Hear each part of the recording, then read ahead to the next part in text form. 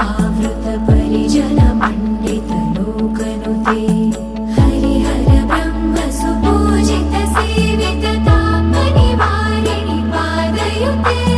जय जय हे मधुसूदन कामिनि जय गजलक्ष्मी पालय माम् है खगवाहिनि मोहिनि चक्रिणि रागविवर्धिनि ज्ञानमये